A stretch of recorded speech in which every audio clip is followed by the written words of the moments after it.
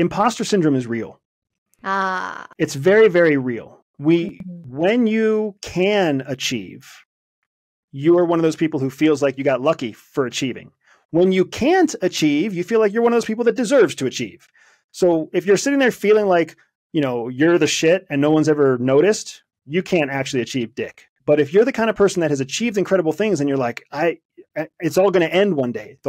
It's a house of cards and it's all going to come crumbling down because I'm a total phony.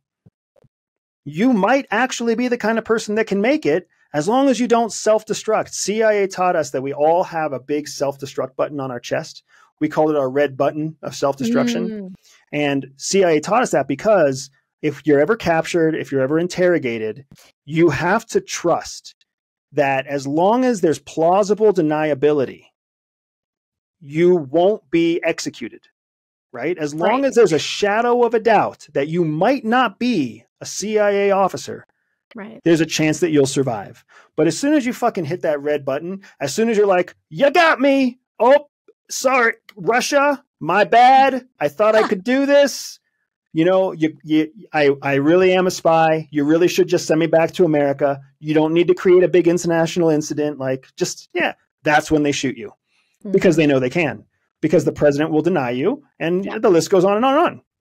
So you can't press that red self-destruct button. So because I learned that at CIA, now in my business, in my speaking practice, in my media presence, I've been on History Channel and NBC and ABC and some of the big national broadcasting networks here in the United States. I never fucking feel comfortable.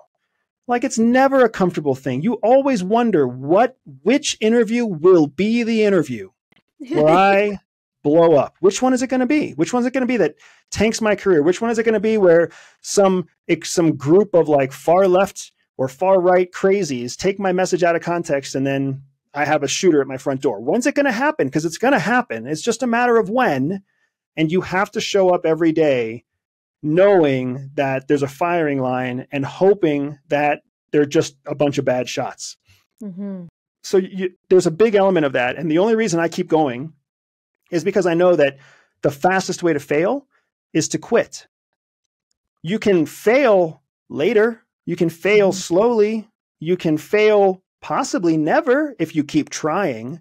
But as soon as you quit, you're fucking done. And in our world, like whether it's business, whether it's media, whether it's, a career in sales or otherwise, there's always somebody right behind you ready to take your place because you are 100% disposable. Joe Rogan is disposable. Lex Friedman is disposable. I'm disposable. You're disposable. And being in the military and being in CIA, being in service to your nation, you learn that is true. There's always some dumbass waiting to be some other person who's too dumb to quit waiting right behind you. And that's the truth of it. And we all realize that. I was on a show with History Channel and I was talking to a director of that show.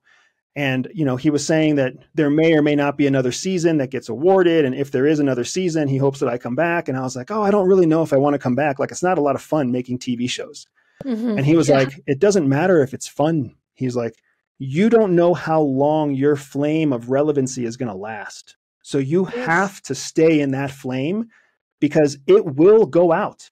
Something will happen and people won't care anymore. And if you leave early, you're just cutting yourself out of the opportunities that could have come later.